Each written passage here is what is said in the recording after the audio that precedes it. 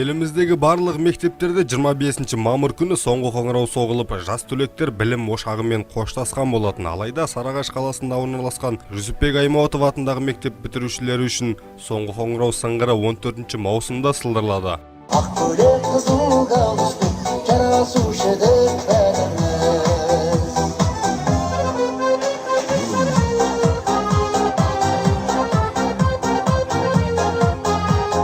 Жүсіпбек Аймауытов атындағы жалпы орта мектебінде өткен шарада көңілдеріне қуаныш пен күдік араласқан жас түлектер ұстаздар алдында сап түзеп, оларға өз рахметтерін айтып жатты. Бітірушілер өнерлерін көрсетіп, көпшіліктің алғысына бөленді.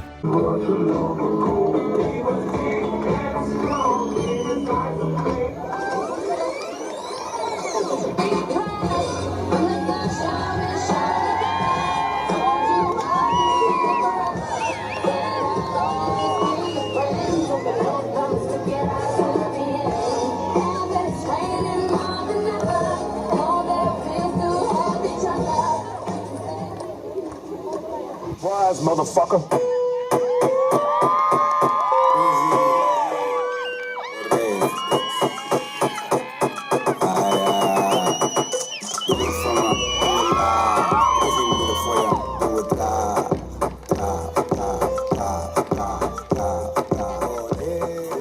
Abusada, mente.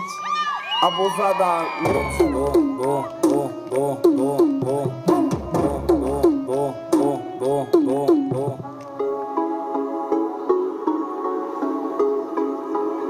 Мансет настроение черное.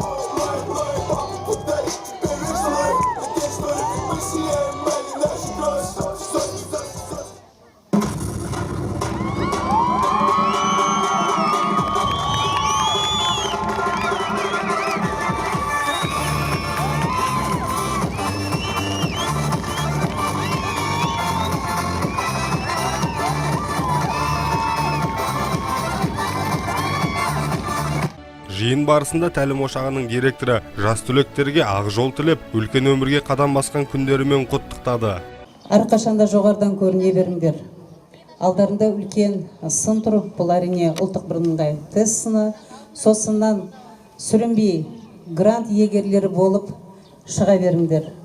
Әрқайсың өз өмірлерінде жолдарын табыңдар. Бүгін күндерің қандай әдемі керемет болса, өмірлерінде сондай әдемі керемет болсын. Сонымен қатар жас түлектер бітіру кешіне арналған түрлі әндер айтып, билер биледі.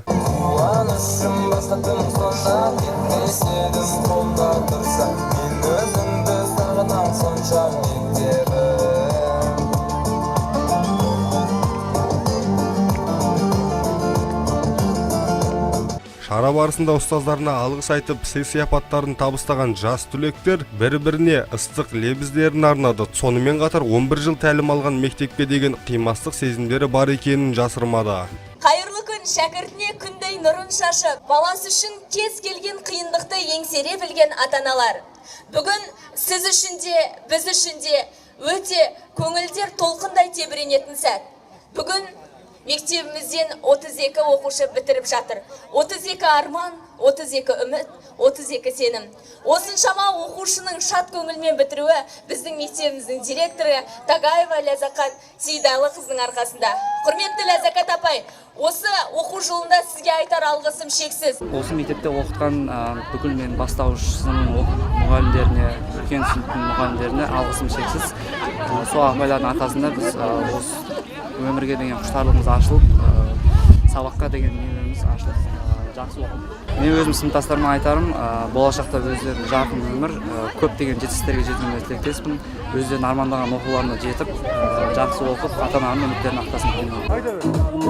Мектебіміздің ауылласын, осында 10 жыл тұрасың, тардай болып кіресің, талдай болып шығасың демекші. Міне, тардай болып кірген мектебімізді бүгін аяқтап жатырмыз. Номер 6 Жүсіпбек Аймауытов атындағы жалпы орта мектептен биыл 32 түлек бітірушіміз жатыр. Соның бірі менмін. Дәл қазір мен алтын белгі иегері атанып жатырмын. Осындай үлкен білім алуыма үлес қосқан ұстаздарыма үлкен алғысымды білдіремін. Менің қандай да бір жетістікке жету, қандай да бір баспалдақты еңсеріп биік шыңға шығу әрине ең алдымен ата-анамның, содан кейін бар осы мұғалімдердің арқасы.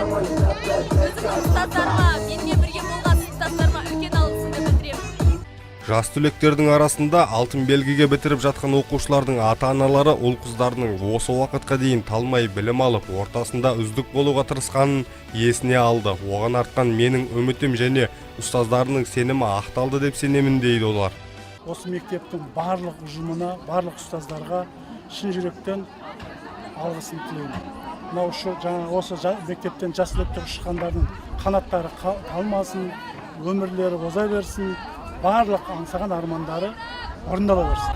Құрметті ұстаздар қауымы, оқушылар, бүгінгі бітіріп жатқан оқушылар, айналайын қадамдарын талмасын, жар еріндер самғап та қаласа, тек биіктен көрінсін осы оқушыларымыз.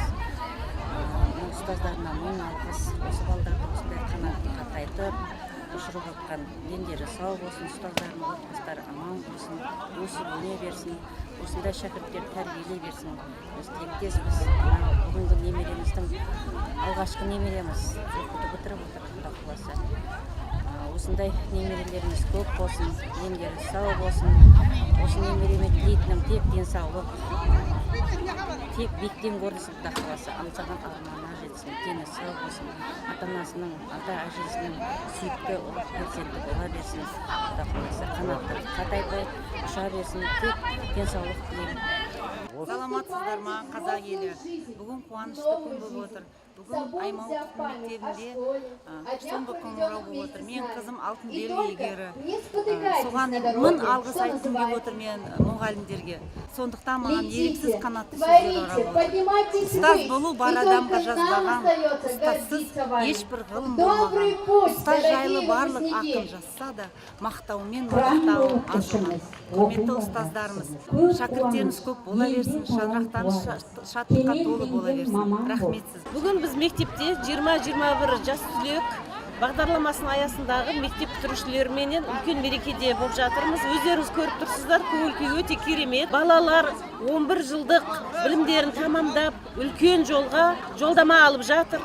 Құдай қаласа осы жас түлектерге қанаттары талмай, өмірде өз орындарын тауып, үлкен жетістіктерге жете берулеріне тілектеспіз. Ұстаздарға айтарымыз өте көп. Балаларымыздың еркеліктерін, тентектіктерін бәрін көтеріп, өздерінің бойындағы тұлғалық қасиеттерін, білімдерін аямай дарытып, балаларымызды тәрбие беріп, бүгін ұяларынан ұшырып жатқан ұстаздардың барлықтарына мыңда бір рахмет. Мектепті алтын белгіге бітірген Жармахан Абдусадықовты мұғалімдері бала күнінен оқу мен білімге құштар болды. Түрлі білім сайыстары мен мерекелік іс-шараларға белсене қатысты дейді. Біздің 11-ші сыныптың оқушысы Абдусадық Жармахан алтын белгі иегері. Өте тәртібізде керемет оқушы. Жалпы Абдусадық Жармахан емес, мектептегі барлық оқушыларымыз өте атсалыса қатысады шараларға. Мектептегі тәртіптері, оқулар өте керемет. Жалпылама айтатын болсам, Жүсіпбек Аймауытов мектебінің оқушылары біздің мектептер арасында, негізі сыныптар арасындағы бір-бірінен озатын, өте жақсы оқитын оқушылар. Тек қана біліммен ғана емес, шараларда да атсалыса қатысады. Жалпы айта кететін болсам, ата-аналарымызға да өте үлкен рахмет. Осындай шараларда бас қоса бізбен бірдей бас шығарып, бізбен келісіп, көмектеріне өте үлкен рахмет айтқым келеді. Біздің басшыларымыз да өте керемет жандар. Бізде әрқашанда жолдарын көрсетіп, әрқашанда бізге көмек беріп, қол ұшын беріп жүреді олар. Оларға да мың алғыс. Сонымен қатар мерекелік шара барысында мектеп директоры оқу жылы аясында үздік деп танылған ұстаздар мен оқушыларды марапаттады. Аталған мектеп директорының орынбасары карантиндік шектеу шараларына байланысты соңғы қоңырау мерекесін әр сынып өз бөлмелерінде атап өтті. Ал бүгінгі соңғы қоңырауға тек 11-ші сынып бітірушілері ғана қатысуда дейді. Міне бүгін мектебімізде үлкен мерекелік іс-шара. 11-ші сынып оқушылары мектеп бітіріп, жас түлек 20-21 оқу жылын бітіріп, үлкен өмірге жолдама алып отыр. Мектебімізде бүгін бітірушілер 32 оқушы, оның ішінде 3 үздік аттестат иегері, 2 алтын белгі иегері шығып отыр. Әрине, барлығының армандары үлкен асқартаудай, сол армандары орындала берсін, жақсы оқу орындарына түсіп, жақсы қызмет істеп келешекте мектебіміздің атын жоғарыдан көрсетеді деп біз сенеміз оқушыларымызға. Және осы алдарында жаңа бір ұмыты сынақтарын тапсырып шықты, екінші сынақтары тұр алдында. Содан жоғары балл жинауына тілектеспіз. Әрқашан жүздері жарық болсын, дендері сау болсын, Қазақстанымыздың жақсы бір азаматтар болып қалыптаса берсін. Қазақстан бойынша 12-14 аралықта маусымның аттестат беру рәсімі сол түрде өту керек деген бұйрық бар. 25 май күні соңғы қоңырау ұйымдастырғанда бізде төменгі сыныптарда онлайн режимде өтті, орта буында, жоғары буында сынып сағаты ретінде сыныпта өткізілді. Ата-аналар онда да 1-2 ата-ана қатысты, мектеп әкімшілігі қатысып, әр сынып өзінің сыныбында өткізді. Айта кетейік, биыл аталмыш мектепті 32 оқушы бітіруде екен. Олардың екеуі оқу жылын алтын белгімен аяқтап, тағы 3 оқушы үздік аттестат иегерлері атанған.